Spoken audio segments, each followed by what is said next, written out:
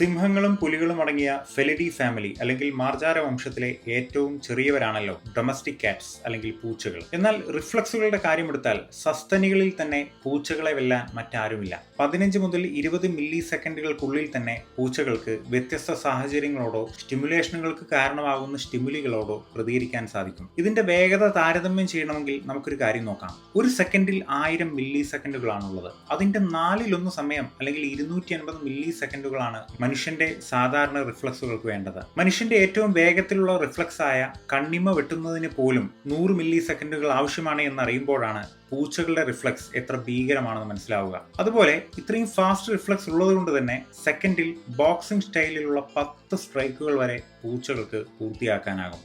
അതിരിക്കട്ടെ, നിങ്ങളുടെ വീട്ടിൽ പൂച്ചയുണ്ടോ? ഉണ്ടെങ്കിൽ ആ പൂച്ചക്ക് നിങ്ങളിട്ട വ്യത്യസ്തമായ പേര് കമന്റിൽ എഴുതി അറിയിക്കുക. Thanks for watching.